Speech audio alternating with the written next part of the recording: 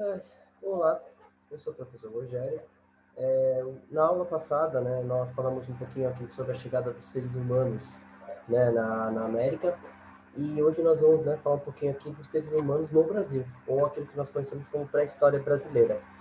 Bem, então, como nós já falamos lá no início do ano, no início das nossas videoaulas, então, assim, o que faz nós conhecermos muito mais da pré-história na Europa do que aqui no Brasil é exatamente aquele sentimento de eurocentrismo, que cria uma certa hierarquia dentro da história. Né? Então, algumas histórias são mais contadas do que outras. Então, dentro desse aspecto, né, então, qual é a proposta da aula de hoje? É desmistificar e trabalhar a riqueza dentro da pré-história brasileira. E como é que essa pré-história brasileira ela foi tão importante, né, para a formação dos povos, né, que são chamados de ameríndios, né, que são os povos que vieram antes, né, do Cristóvão Colombo. Do Cristóvão Colombo, Pedro Álvares Cabral, entre outros navegantes que chegaram aqui no Brasil, que chegaram aqui na América. Vamos por calma, com calma. Bem, então, antes de qualquer coisa, né, então vamos deixar bem claro aqui, né, que isso aqui, né, um dos maiores problemas que nós encontramos, né, hoje para estudar esses fatos é que a pré-história brasileira ela é pouco, né, divulgada, né, na mídia, ela é pouco estudada e os poucos relatos que nós temos sobre ela é de antropólogos estrangeiros, né? Então, a maior parte dos antropólogos estrangeiros é que produziram a pré-história brasileira. Então, aqui, né, nós temos um exemplo, né, de uma pintura rupestre ou de um desenho feito em uma pedra, né, aqui na região ali, né, do interior do Brasil, ali na região de Minas Gerais. E também nós temos outras características que dificultam o estudo da pré-história brasileira, que tem a ver com o clima. Por que as pinturas rupestres na França elas se preservaram tanto? Exatamente por conta do frio. Né? Então, o frio ele faz com que a matéria orgânica usada pelos seres humanos para a produção de tintas, né, isso faça com que essas pinturas elas durem muito mais. Aqui no Brasil, por conta do clima, muitas dessas pinturas rupestres se perderam. E também tem a ver com a questão da escrita, né? Aqui na região, principalmente aqui no Brasil, os nossos povos indígenas, eles não desenvolveram uma escrita que nós conseguimos, de uma certa forma, decifrar. Né? Então, uma escrita simbólica, uma escrita que tenha, né, que tenha capacidade, né, que nós tenhamos a capacidade de podermos decifrá-la, isso faz com que a história do índio ele vai se perdendo com o passar do tempo. E isso é um problema muito sério, né, principalmente para nós que estudamos a história, no caso, o historiador, o filósofo, o geógrafo, né, o antropólogo, entre outros, eles têm uma certa dificuldade para encontrar, né, dados sobre aqueles fatos por conta dessa falta de fontes. Então a gente vai começar a trabalhar um pouquinho aqui sobre isso.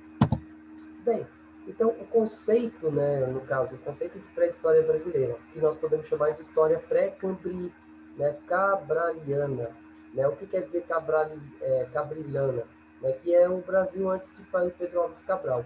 Né, então, é a etapa, né, da história do Brasil anterior à chegada dos portugueses em 1500, protagonizada pelo navegador Pedro Álvares Cabral. À época em que a região que hoje é o território brasileiro era ocupada por milhares de chamados de povos indígenas brasileiros, ou ameríndio. Então, a expressão pré-história do Brasil também era usada para se referir a este período, mas foi abolida por vários motivos, principalmente devido ao fato de termos pré-história. Né? Então, modernamente, né, ser combatido por alguns acadêmicos, pois, né, partiria de uma visão eurocêntrica de mundo, na qual o povo sem escrita seria povo sem história. Então, no contexto da história do Brasil, essa nomenclatura não, né, aceitaria que os indígenas tivessem uma história própria. Por essa razão, costuma-se hoje denominá-la como período de pré-cabrilino, né? Então, pré-Pedro Álvares Cabral. Então, dentro desse contexto tudo aí, nós temos que levar em consideração todos esses elementos. O primeiro, aquilo que eu já estava falando para vocês ali. Muitos dos povos que viviam aqui no Brasil, até a chegada do Pedro Álvares Cabral, eles não haviam desenvolvido ainda uma escrita. Né? E isso dificulta nós pensarmos a visão como nós temos de história. Porque, segundo porque segundo as normas acadêmicas da história, nós só podemos falar que é história após a invenção da escrita, ou a dominação da escrita.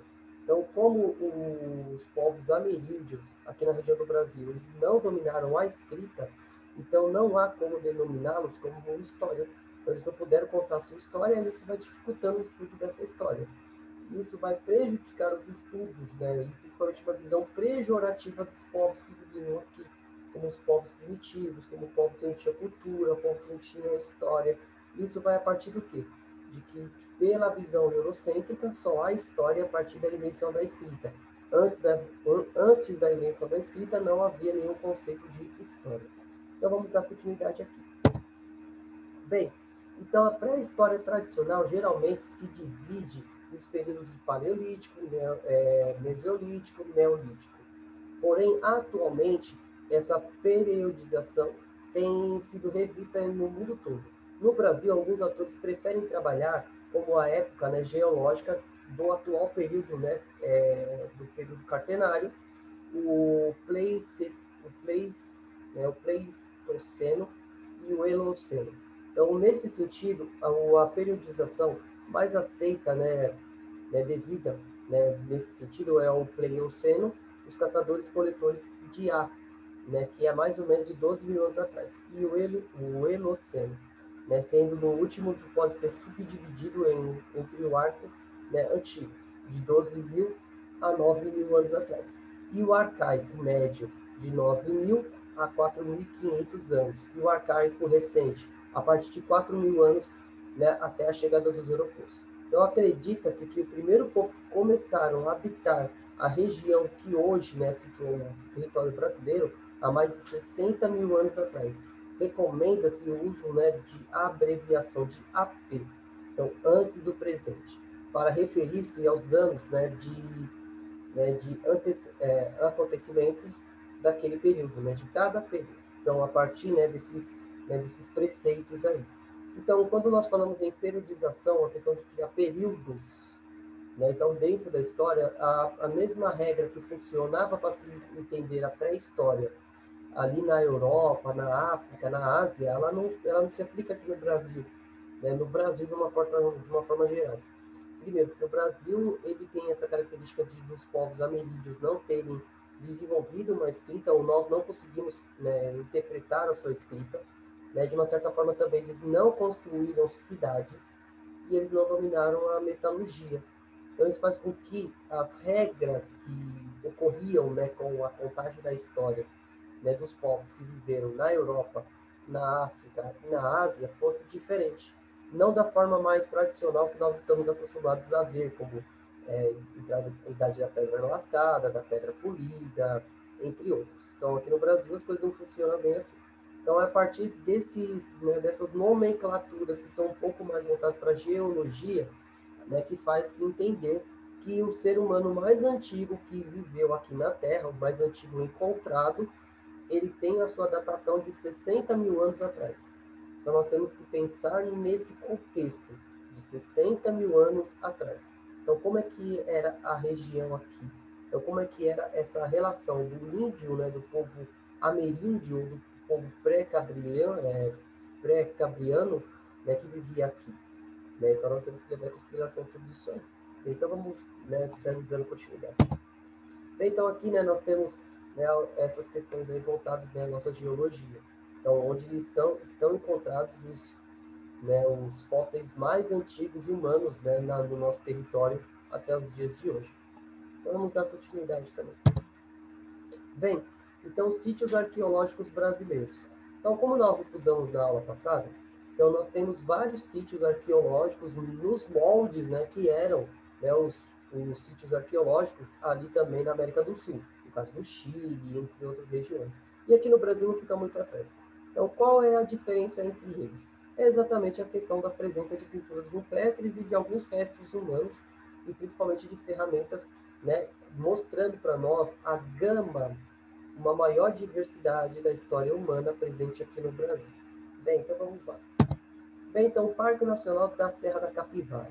Então, área de maior concentração de sítios pré-históricos do continente americano, é o patrimônio cultural da humanidade. à Unesco, além de contar com o mais antigo exemplar de arte rupestre do continente, contém a maior quantidade de pinturas, né, rupestres do mundo.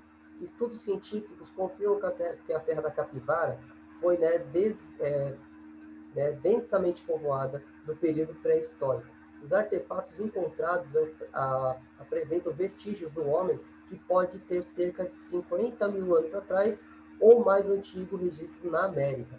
Então, isso já entra em conflito com a nossa teoria da ocupação do homem a partir dos povos de Clovis, né, que vieram descendo do norte da América do Norte até o sul, né, aqui da nossa região, né, margeando o litoral da costa pacífica, né, e entrando para o interior e povoando por conta das suas características, né, únicas, que eram as suas ferramentas.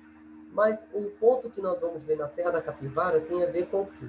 Que as datações de carbono 14 faz com que esse povo eles tenha uma característica, ou tenha uma datação muito mais antiga do que os povos que viveram na América do Norte. E isso vai se chocar de uma certa forma ou de outra, com aquilo que estava sendo colocado lá na visão da pré-história antiga da América, né? Principalmente sobre a questão, né, das datações, entre outras coisas. Isso, né, isso vai colaborar com a visão de multi-ondas migratórias, né, que levam o homem da Ásia até a América, né, vindo de dois pontos importantes, no caso, o Estreito de Bering e as navegações. Então, vamos dar continuidade aqui.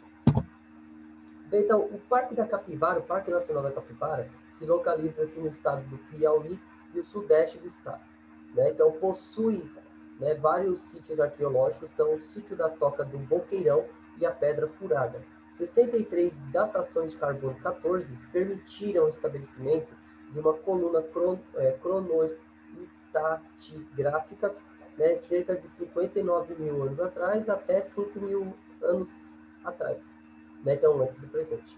Então, numerosas pinturas rupestres se encontraram na área. O ocre vermelho, utilizado para desenhar nas pedras, foi encontrado em camadas da datação de cerca de 17 mil a 25 mil anos, né, do presente, então antes do presente.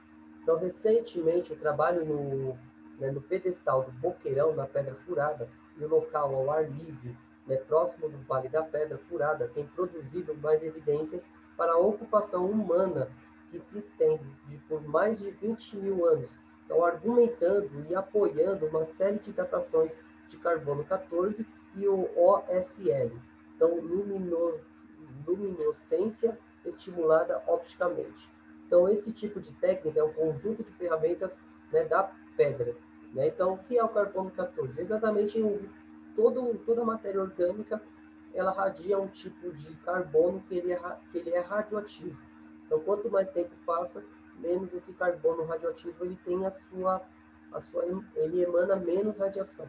Então, isso faz com que nós consigamos datar com mais precisão o seu tempo, onde ele, né, teve sua origem, ou quando ele viveu, entre outras coisas. E isso é um ponto essencial para nós entendermos a pré-história, e principalmente voltado, né, aqui para o Brasil, que nós temos poucos resquícios, né, escritos. As únicas fontes que nós conseguimos usar para entender mais ou menos o cotidiano desses povos é exatamente as pinturas rupestres.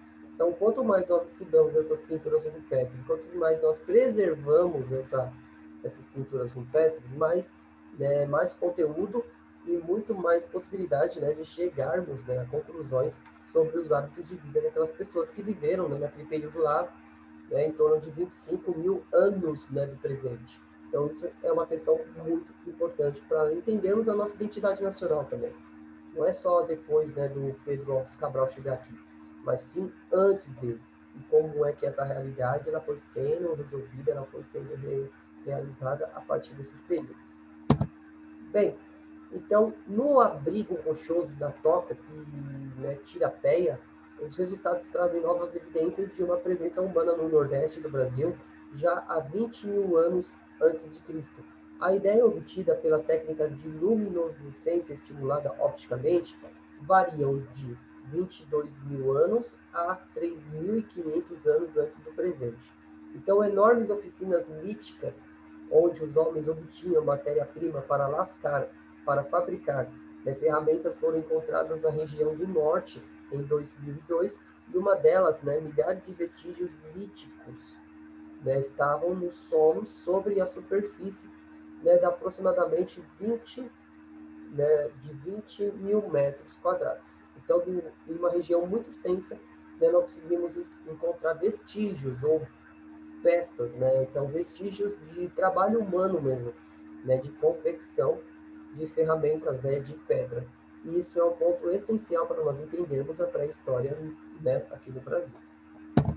Bem, então existem, né, atualmente cerca, né, de 737 sítios arqueológicos catalogados onde foram encontrados artefatos líticos, esqueletos humanos, pinturas rupestres com aproximadamente 30 mil, né, figuras coloridas que representam cenas de sexo, de dança, de parto, entre outras coisas. Estão mostrando o seu cotidiano de uma certa forma geral. Então, ao longo de 14 trilhas e 64 sítios arqueológicos abertos à visitação, encontramos tesouros como, né, pedaços de cerâmicas mais antigos da América, de mais ou menos 8.960 anos atrás.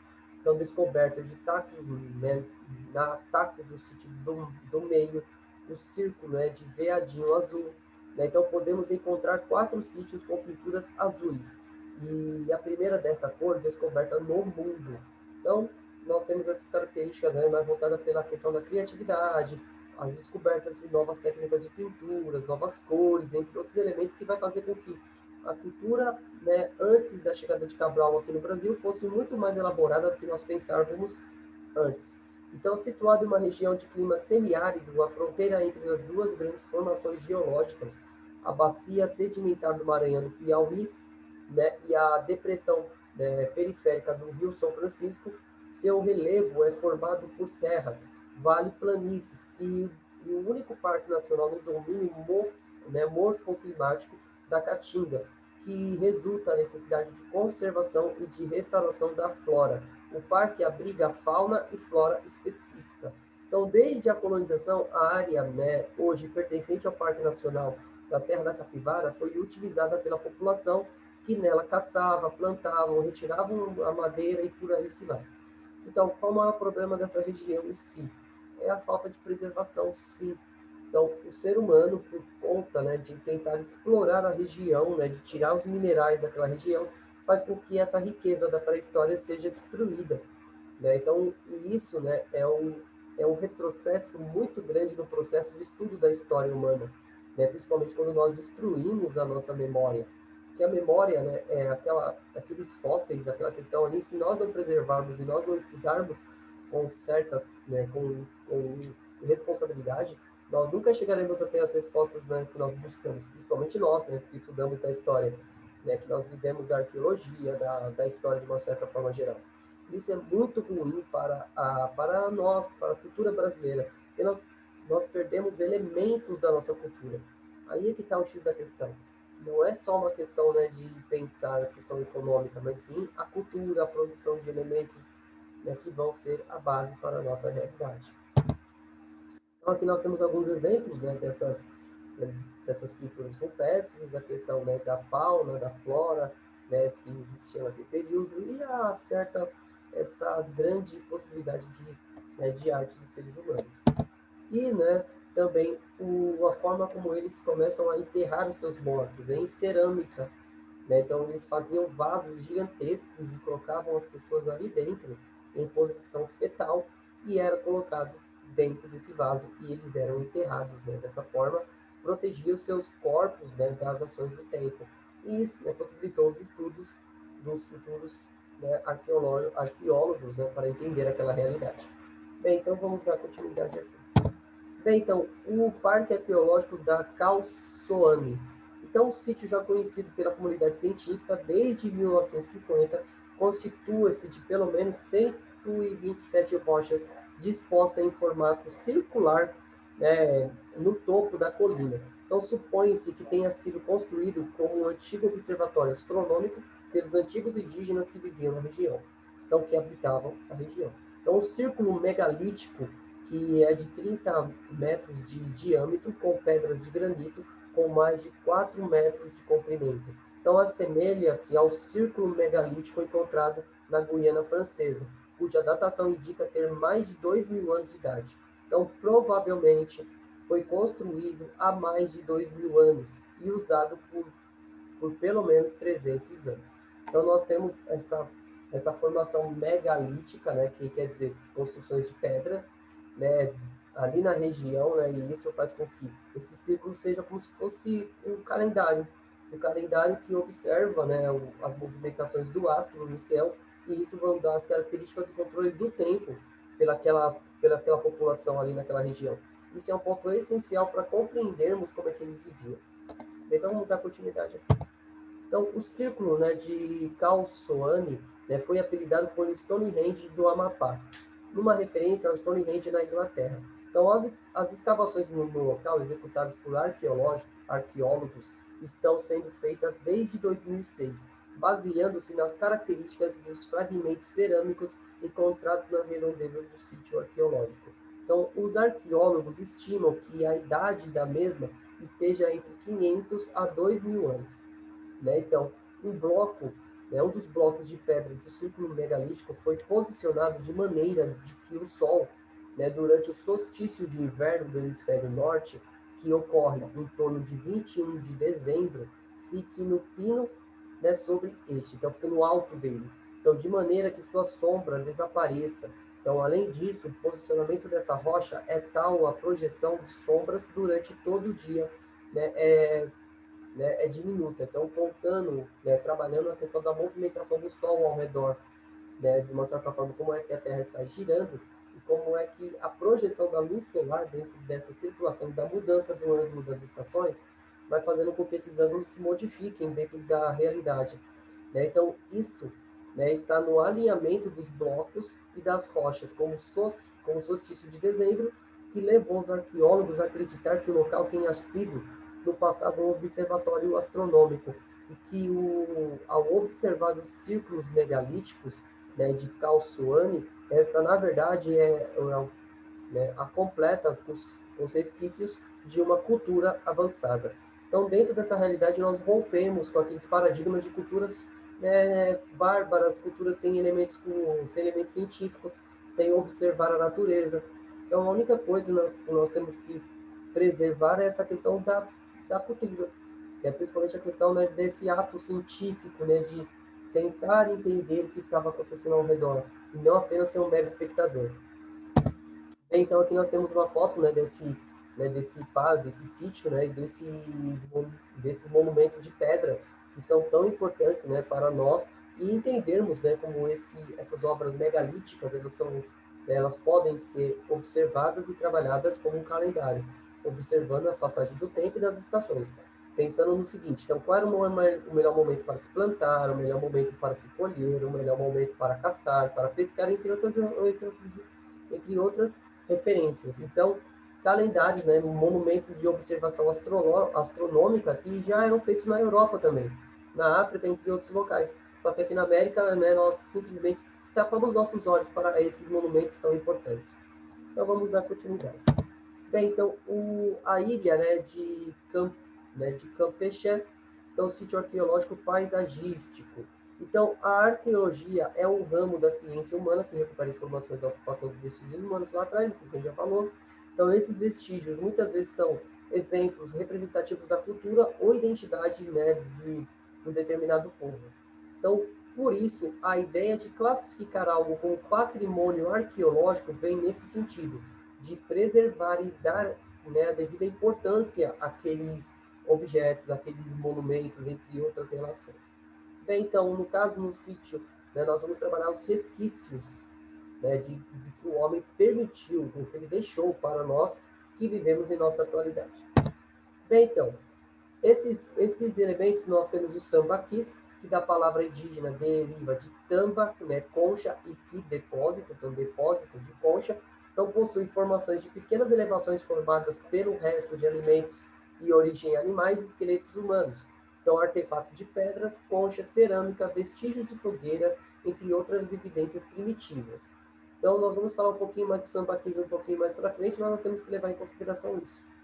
A estearias. Então, jazidas de qualquer natureza que representam né, o testemunho da cultura do povo primitivo brasileiro.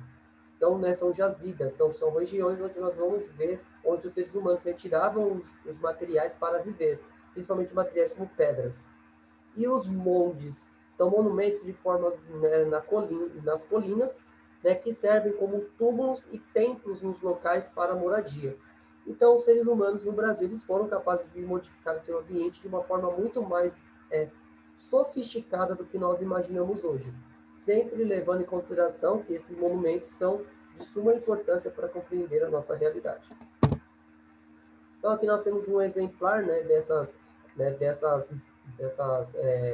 como posso dizer, né, dessas artes produzidas nas pedras. Então, os homens, eles desenharam isso para realmente contar a sua história, como é que eles viviam, uma parte de elementos, né, da sua realidade, e como é que isso produz, né, um ponto essencial para a nossa cultura. E, né, os povos do sambaquis. Então, os povos do sambaquis, então, um monte de conchas e outros resíduos acumulados pela ação humana, foram vestígios arqueológicos responsáveis por suscitar considerável debate científico desde o século XIX. Então, o diretor do Museu Nacional, junto com o Museu Paulista, representava os interesses oficiais acerca dos fatos históricos e arqueológicos do Brasil.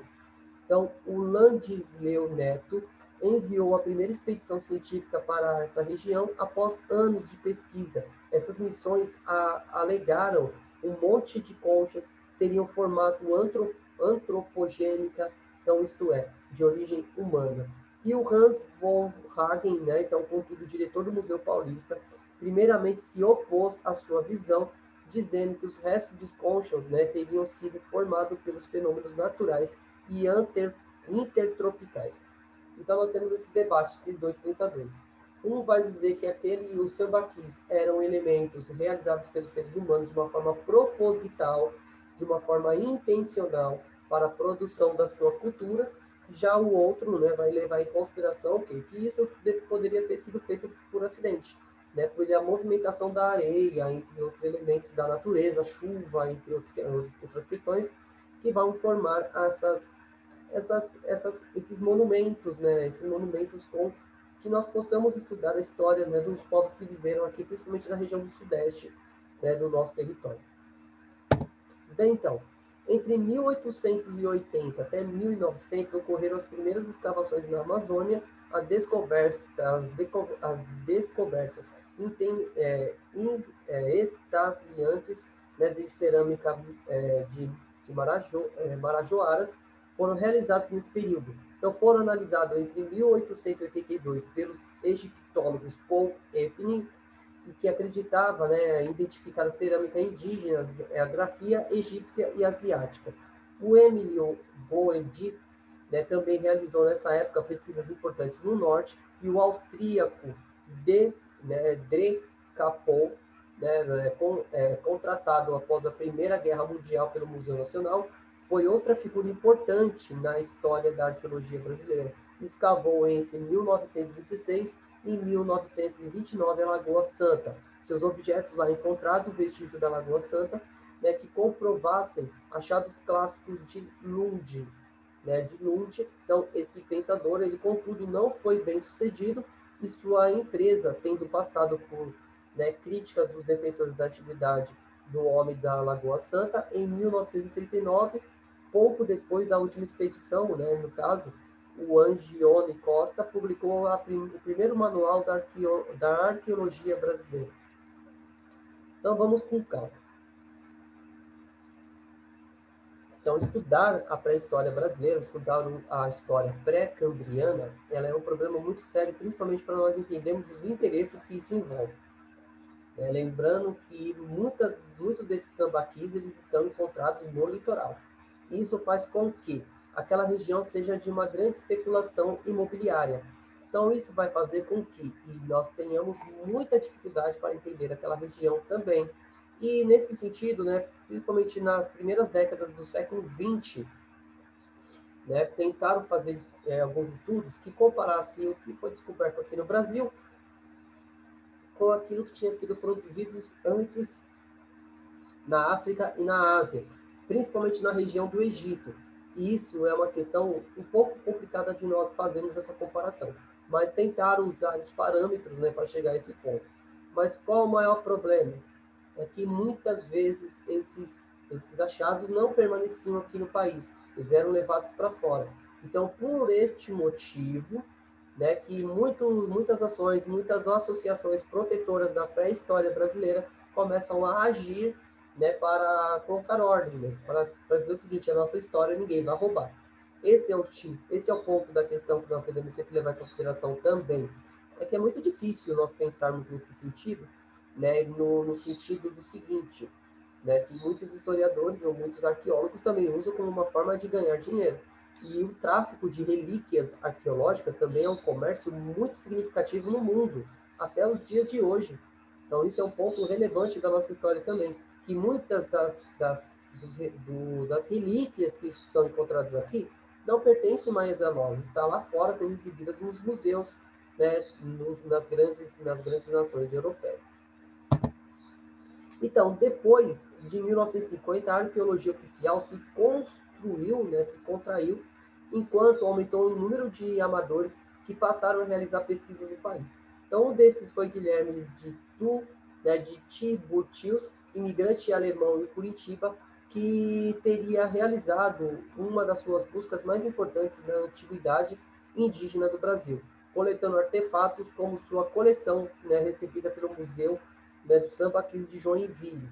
Estudou o litoral catarinense e o Planalto Paranaense, né, tendo sido auxiliado pela Universidade Federal do Paraná em sua pesquisa. Então, o Harold V. Walter, né, cônsul da Inglaterra em Belo Horizonte, foi responsável pela busca no estado de Minas Gerais, na região da Lagoa Santa, e depois, né, tem empregado uma metodologia pouco válida para os dias atuais, contribuiu muito para a coleta de informações sobre, né, a era pleistocênica. Né? Ainda nessa época foram realizados esforços, né, substanciais no sentido da preservação do patrimônio histórico brasileiro. Graças ao esforço dos diversos intelectuais e o Instituto Pré-Histórico da USP, né, então atualmente integrado à MAI, né, foi criado, enquanto alguns anos mais tarde, em 1961, uma nova legislação sobre o patrimônio era promulgada, então acompanhando esses avanços nas questões das preservações da memória brasileira. Havia sido realizadas escavações no foz do rio Amazonas por Clifford Evans e Betty J. Megger, então, entre 1949 a 1950, descobrindo emportantes artefatos cerâmicos em São Paulo e no Paraná entre 1954 a 1956, por Joseph Emperaine, né, e Annette, né, Laming, então, onde foram feitas as primeiras datações de carbono 14. Então, além, né, de nós termos problemas com a pré-história, então nós temos também uma questão, né, voltada pela falta de legislações que protejam o nosso patrimônio. Então, no caso, como a arqueologia oficial não eram incentivadas pelos governos, de uma certa forma geral, principalmente ali entre a década de 30, a década de 40, então né, no caso, vai-se partir, né, esses estudos vão se partir pelos modos amadores. E isso vai levar a certas descobertas muito importantes para nós, né, principalmente ali na região do litoral, né, principalmente litoral sudeste e no interior do sudeste também, principalmente ali na região de Minas Gerais. Bem, então a história recente da arqueologia no Brasil inclui a criação do PRONAPA, que é o Projeto Nacional de Pesquisa Arqueológica, com auxílio do IPA, né, então Instituto do Patrimônio Histórico Artístico Nacional, que teria como objetivo realizar a busca e fornecer um programa mais completo do passado histórico da cultura brasileira. Enquanto isso, as instituições como o Museu Nacional, o Museu Paulista, o Instituto da Pré-História realizavam pesquisas isoladas, enquanto o Museu Emílio, Goed, né, se lançou no projeto chamado PRONAPABA, que é o Projeto Nacional de Pesquisa Arqueológica da Bacia do Amazônia, né, da Bacia Amazônica. Então, vários estudos foram realizados desde então, né, sobre os sambaquis, as pinturas rupestres brasileiras e a indústria lítica antiga. E em 1980 foi criada a primeira Sociedade de Arqueologia Brasileira, e o ensino de arqueologia é hoje ministrado no Brasil, embora de forma limitada. Então, nós também temos a falta de incentivo. Então, os projetos, os programas nacionais, eles sempre partem da iniciativa privada, eles não partem de quem é mais interessado do assunto, que é o Estado brasileiro, e isso vai fazer com que esses estudos, né, não tenham tanta importância, ou não tenham a importância, né, que deveria realmente ter. E principalmente o desprezo pela arqueologia na educação no Brasil. O Brasil é um país que pouco investe na construção de uma memória coletiva. Não uma memória coletiva depois de Cabral, mas sim antes de Cabral. Por isso que nós temos que levar em consideração tudo isso que nós vamos falar nos próximos vídeos sobre a questão das civilizações que viveram na América, né, antes de Colombo.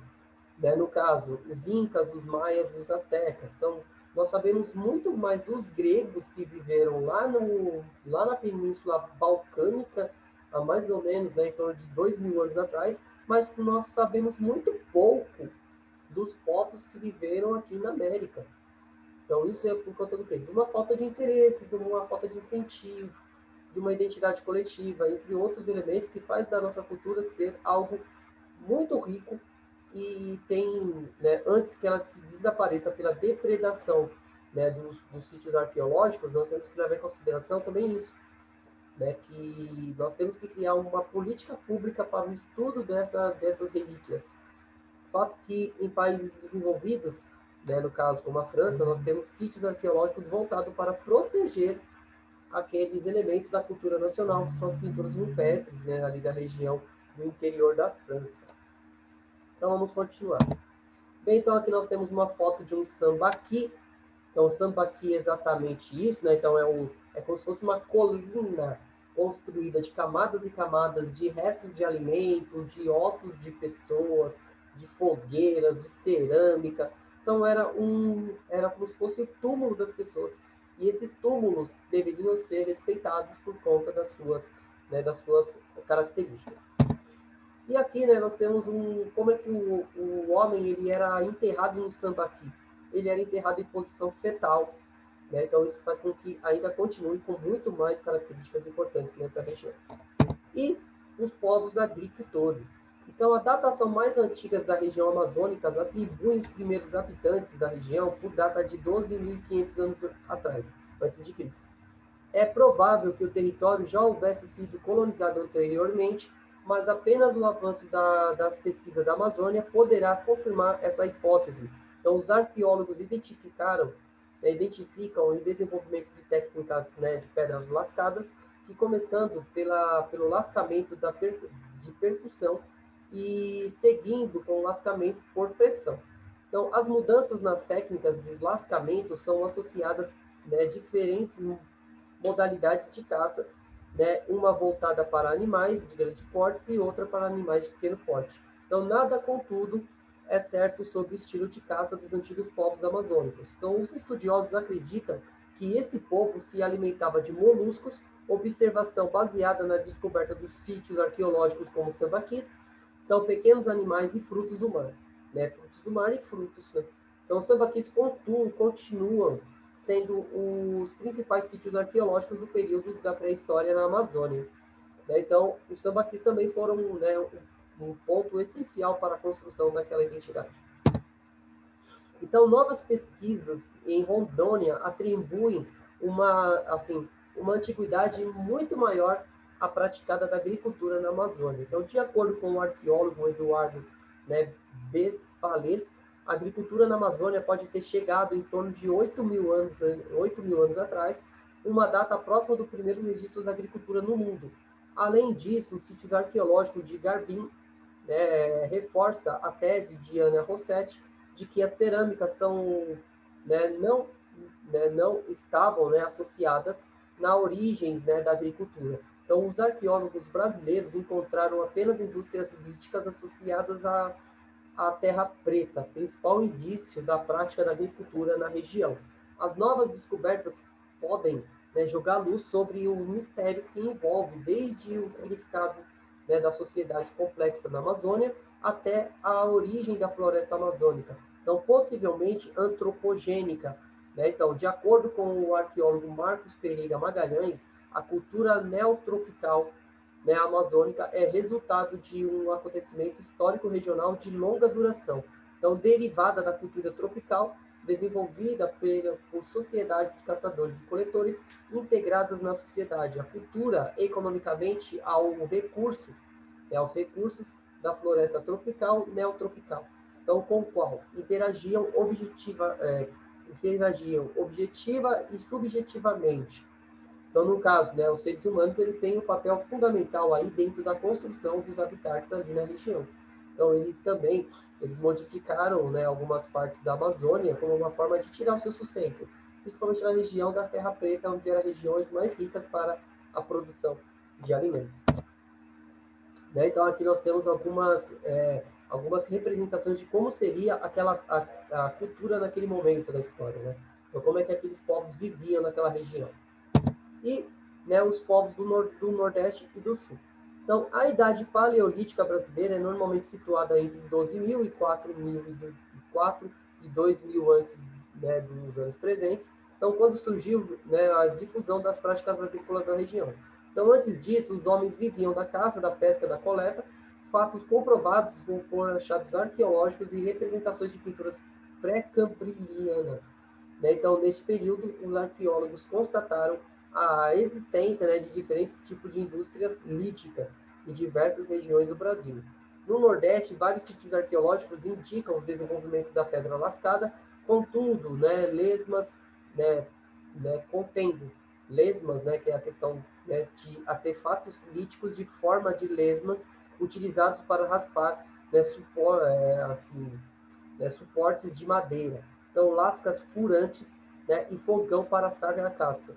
Então, a pintura rupestre, né, era realizada nesses primeiros sítios. Então, na região nordeste, a técnica do trabalho com material, né, líticos se tornaram cada vez mais diversificadas e complexas. Com o passar do tempo, o número de fogões, né, por exemplo, aumentam conforme, né, a datação se aproximam em torno de 8.000 anos, né, dos nossos anos presentes.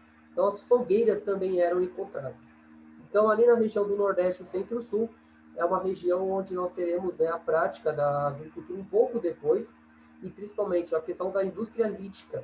Então, o que quer dizer indústria lítica? A construção de ferramentas de pedra, e principalmente lâminas, né, em formato de lesmas. Né? Então, essas lâminas eram muito eficientes para, né, principalmente, conseguir o objetivo do ser humano, que era caçar animais, modelar madeira, entre outros elementos dentro dessa realidade. Então, as pinturas rupestres dessa região têm se revelado profundamente, né, assim, instigante na troca, né, do baixão de perna 1. Então, exemplo, na arqueologia, né, de São Raimundo Nonato, foram encontradas pinturas rupestres que datam mais ou menos de 10.500 anos no sítio do Boqueirão da Pedra Furada.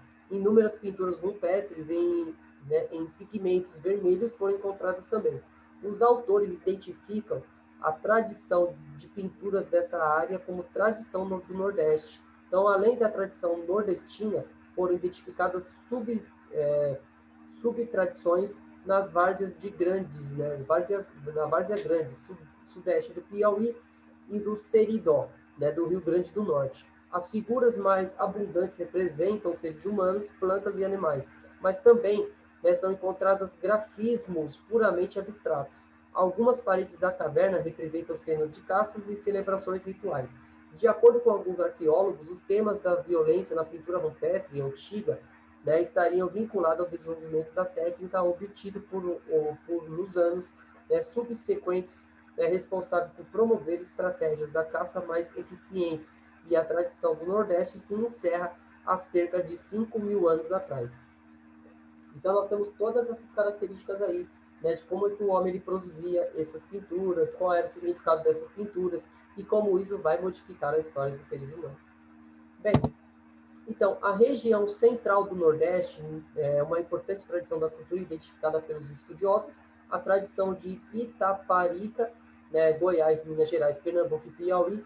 Essa tradição teria desenvolvido ferramentas líticas, né, de pedra lascada, como lesmas, né, então furadores e facas, mas poucas pontas de projéteis, Então, os povos dessa região teriam mudado uma forma de vida há cerca de 6.500 anos atrás, quando teriam passado a se alimentar de moluscos e frutos no centro do país. Uma tradição de pinturas rupestres denominadas de Planalto teria sido desenvolvida. Então, as datas mais antigas no sul são atribuídas à tradição de Ibicuí, né, entre 13.000 a 8.500 anos, então composta de artefatos simples encontrados na bacia do Uruguai, a fase, né, Uruguai, né, que sucede a primeira cronologicamente a data de 11.555 a 8.640 anos presentes. Então, é composta por raspadores, facas bifaciais e pontas de projéteis. Em Santa Catarina, no Rio Grande do Sul, foram localizados artefatos como facas, raspadores, pontas de flecha, folhacenas, em formato de folhas, e há 8.500 a 6.500 anos atrás, estabelecido como tradição do sul, estende de São Paulo ao Rio Grande do Sul. Os homens, dessa tradição produziam raspadores, curadores, inclusive zoolíticos, então estátuas de pedras assimilando a formação de animais. Então, outras tradições identificadas no sul foram chamadas de umbu.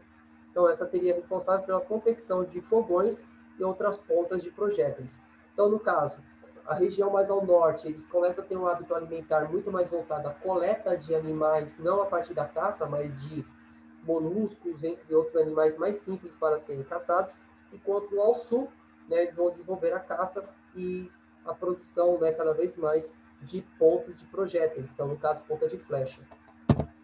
E os principais sítios arqueológicos no litoral são os sambaquis, monte de conchas e volumes, que nós já falamos um pouquinho, estão formando a ação humana. Então, normalmente são encontrados junto aos sambaquis esqueletos dos antigos ameríndios, americanos, peças líticas, restos de alimentos. Então, grande parte dos sambaquis brasileiros encontra-se cobertos pelo mar, devido à mudança climática ocorrida durante o Pleistoceno, então tardio, e o Holoceno. Então, os sambaquis existem em quase todo o litoral brasileiro e na época de sua descoberta no século XIX foram comparados com as estruturas semelhantes que existiam na Escandinávia. Os sambaquis são associados às tradições Itaipu, então o povo habitava o litoral, são normalmente definidos como pescadores seminômades.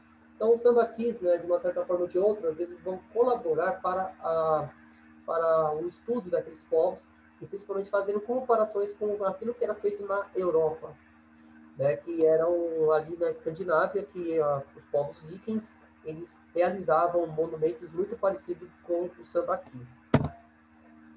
E aqui, nós temos o crânio da mulher mais antiga encontrada aqui na América, que é o caso da Luzia, que infelizmente foi perdida no incêndio do Museu Nacional, se eu não me engano, em 2018. E isso é um ponto essencial para nós entendermos como é que o ser humano ele vai se desenvolvendo aqui na América. E, para nós darmos continuidade, antes de usar essa imagem, então, qual a importância da preservação dos sambaquis? Principalmente resgatar a nossa memória. E levar em consideração que muitos desses sambaquis foram destruídos por conta da especulação imobiliária na região do litoral, antes mesmo de poderem ser estudados. Então, isso é um problema muito sério dentro da nossa tradição e da história do Brasil, principalmente o desprezo pelas nossas memórias. E, para nós terminarmos aqui, então essas imagens já te remetem às civilizações pré-colombianas. Então, essas civilizações é o ponto de partida que nós teremos na próxima semana. Então, como é que esses povos se desenvolveram e quais são as suas principais características dentro da formação das civilizações aqui na América. Bem, gente, então acredito que tenha sido isso. Agradeço a todos até aqui. Bem, então, gostou do meu trabalho? Deixa o like aqui embaixo, se inscreva no canal, dê continuidade, compartilhe para seus amigos, compartilhe para sua família. É importante nós darmos continuidade dentro disso. Eu faço de uma forma natural, para que nós possamos entender que as aulas também tem alguns precalços, então às vezes nem tudo que a gente planeja sai da forma como a gente quer. Então é importante tudo isso. Então já vou agradecendo vocês até aqui, muito obrigado e até a próxima, né? E continuaremos com nossos estudos até quando nós conseguirmos. Muito bem, até mais.